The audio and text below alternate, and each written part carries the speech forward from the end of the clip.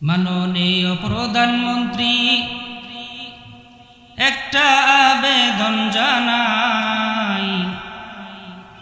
মাননীয় প্রধানমন্ত্রী একটা আবেদন জানাই।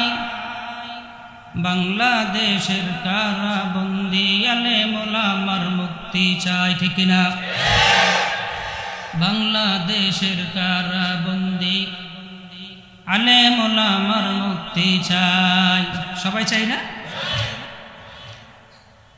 মাননীয় প্রধানমন্ত্রী একটা আবেদন জানাই।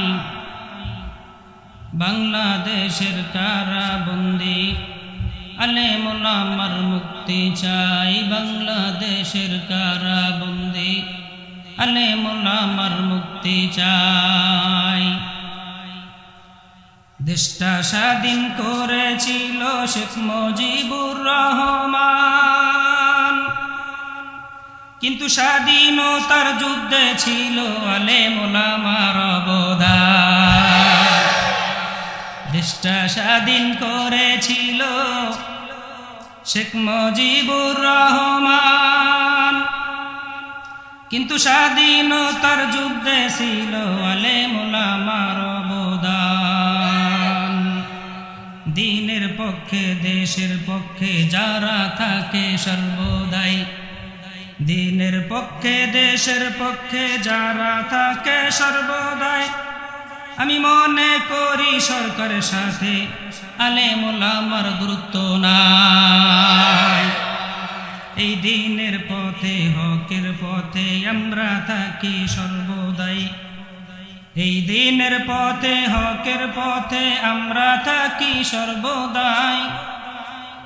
এই কারণে শেখ হাসিনাকে একটা আবেদন জানাই। বাংলাদেশের কারাবন্দী আলেম ওলামার মুক্তি চাই। মাননীয় প্রধানমন্ত্রী একটা আবেদন জানাই।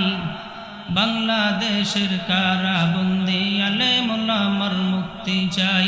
বাংলাদেশের কারাবন্দী আলেম ওলামার মুক্তি চাই। এই বাংলাদেশের মাটির সাথে ইসলাম লিখিত আছে, ঠিক না? এই বাংলাদেশের মাটির সাথে ইসলাম লিখিত আছে।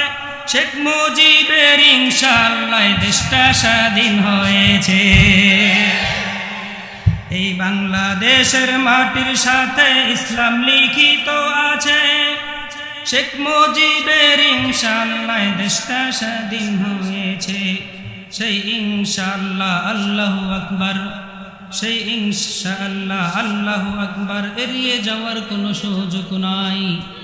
সেই ইনশাআল্লাহ আল্লাহু আকবার এড়িয়ে যাওয়ার কোনো সুযোগ নাই। বাজারিয়া বাজার মাহফিল থেকে একটা আবেদন জানাই।